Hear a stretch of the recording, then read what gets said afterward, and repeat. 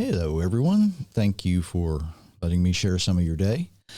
Um, been talking a lot about mind, body, and spirit lately and how they're connected and how if one is missing, whether your body's missing, your mind is missing, your spirit is missing, we call that death, right? Today, I want to think about what happens when one of those three might get sick. And while it's not funny, it is you don't often think about your spirit being not well. It's kind of easy to think about an illness or disease in your body, and just about everybody's heard of some kind of mental health, right? Emotional health, that kind of thing. But because our mind, our body, and our spirit are connected, when one is not well, the others suffer, right? If you have a toothache, for instance, you're miserable. Your attitude suffers, right? People around you suffer.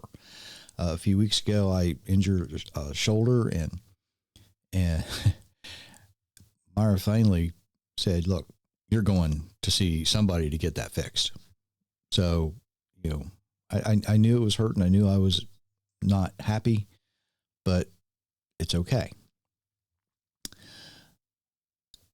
An analogy that I've used before is you can't put gasoline into a diesel motor and expect it to work because it's the wrong fuel.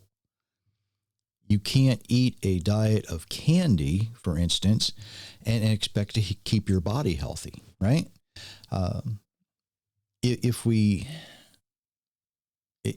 the only thing we do is read or listen or see nothing but junk food for the mind, well, our mind's not going to be healthy either, right?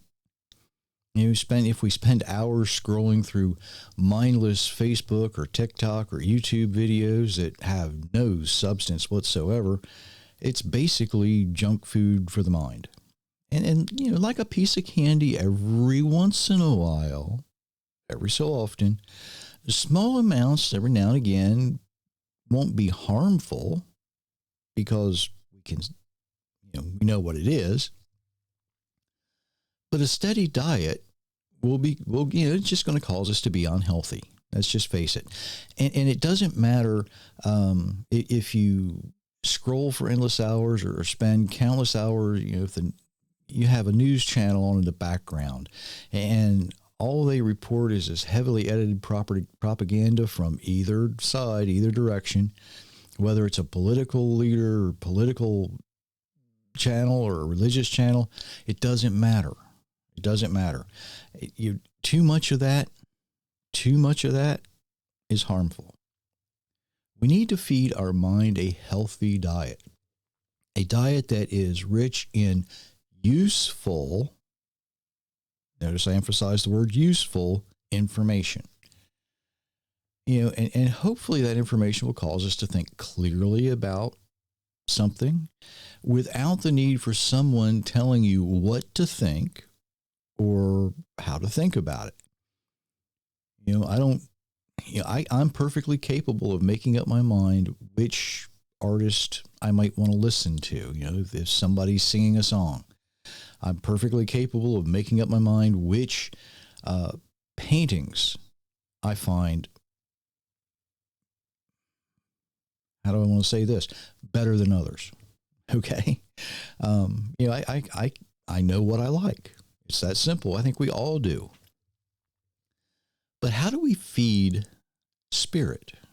And we need to remember that spirit is moving air or breath. It's something I have said, when Adam was first created, the first few days, the only spirit was that of the Creator because no unholy spirit had been released into creation until the serpent spoke in Genesis 3.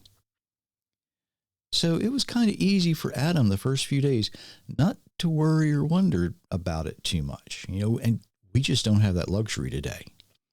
We need to be careful to filter out the unholy, you know, just like every automobile has an oil filter. It keeps it from getting, those little particles of metal parts back up into the engine. Every car, every truck has an air filter, right? So that when that air enters the combustion chamber, it is as clean as possible. Before Cain killed Abel, he received a warning, right? Cain was sad. God didn't like what he'd brought. It wasn't that he brought vegetables. It was he didn't bring the best he had. So the Almighty says, why are you angry? Right? Why are you angry? Said the Lord to Cain. Why is your countenance fallen? Why are you hanging your head? What's going on? If you do what is right, will you not be accepted? If you bring the best you have to offer, I'm going to take it. But if you refuse to do what is right, sin is crouching or lying at your door. It desires you, but you must master it. Now, obviously, Cain did not heed that warning. He didn't keep his spirit healthy. He allowed the unholy spirit of jealousy, hate. It came in through his mind. Right? It corrupted, it intermingled the spirit that was already there. Can't say that it completely replaced it, but it certainly corrupted it, intermingled with it. Think about that. How many times have we heard about a religious leader who should have known better, should know better, but allowed some unholy spirit to do sort of the same thing? It doesn't matter whether that unholy spirit is hate or lust or greed. The unholy, it's lying at your door. It wants to destroy you, but we have the ability to master it. We have been given the authority over it. We don't have to accept it. We can filter it out. We might think of addiction being limited to a physical ailment. And I've had people tell me, that, well, I have an addictive personality. And what they mean is they're somehow predestined to be addicted to something. That's kind of hard to say this morning. Now, I've explained before, the spirit of addiction, if it's allowed in and is not evicted in time, the body becomes dependent on whatever that spirit wants to feed on, whether it be drugs or alcohol, pornography, diet soda, sugar, right? You're going to get addicted to it, and your body will be physically dependent on it, and it takes a longer time to get over it. To keep a healthy spirit, you have to feed it properly. And a spirit feeds as much through the body and mind as it does the air we breathe. That's kind of hard to think about sometimes, isn't it? But it does. Everything we read, everything we hear, everything we see, and even smell, right? That's what that spirit wants to feed on. By the way, did you know it's possible to smell an unholy spirit? It really is. They have a very foul odor. And even the most physically clean person, they can be wearing aftershave or perfume. They have a foul odor because they have an unholy spirit in them. Now, the odor isn't like somebody who hasn't washed. It's not body odor. It's not bad breath. And it's kind of hard to explain, but it's nasty. It's nasty. And when you get familiar with it, you can pick up on it. And sometimes you don't have to smell it. You just know it. Your body knows it before you do. Your body and your mind and your spirit react to it before you recognize it for what it is. And these unholy spirits, they want to destroy you if you allow it in. It's kind of like sin is lying at wait at the door. It wants in, and it will try to get in where you are the weakest.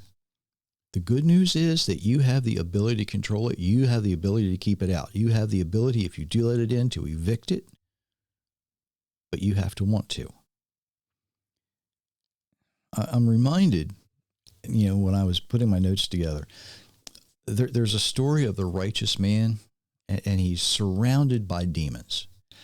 And they're hollering at him and screaming at him, and they're doing everything they can to corrupt him, to cause him to do something wicked, to cause him to do something evil. They want in the worst kind of way. And, all of a sudden, devil, Satan, whatever you want to call him, shows up. He says, what are you doing? And they're like, we've tried everything. We've done everything we can. We can't get this fella to crack. He is just so righteous. He won't budge. But the devil leans down and whispers in the man's ear, your brother has just been made bishop over an entire region. When the man hears that, the expression on his face changed. Jealousy came in. It's kind of the reverse of the disciples that were trying to purge the demon, right? But they weren't able to. It's kind of the reverse of that. And as I've said before, for something to be true, the opposite has to be true as well. Bear that in mind. To keep a healthy spirit, it needs to be fed a healthy diet. An unholy spirit needs the diet it desires as well, right? It's that simple. Jealousy needs something to be jealous of. Hate needs something to hate. It's that simple. What you feed depends on what you choose to watch or to read, the news, the music, the people you listen to.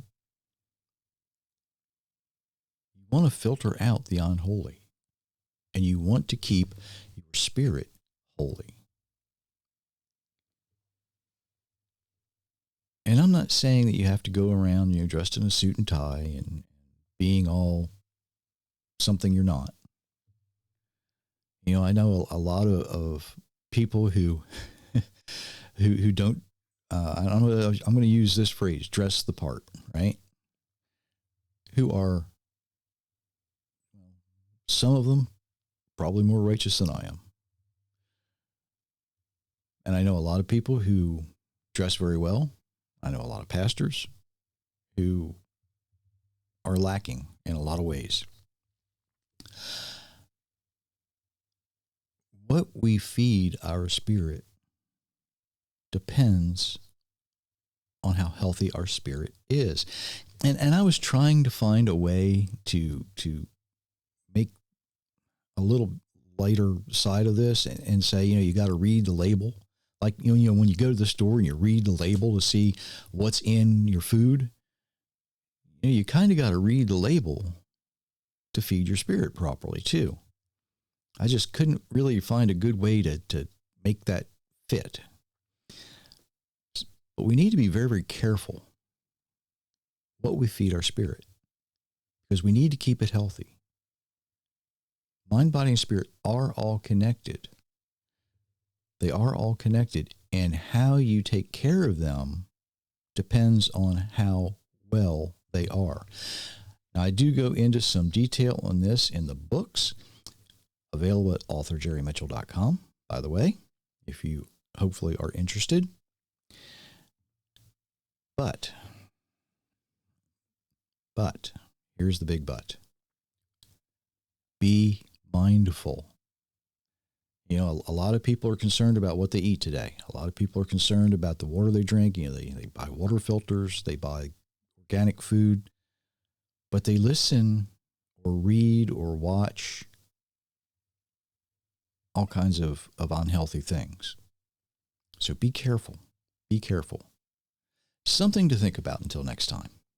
And until next time, I do wish you many, many blessings, everyone.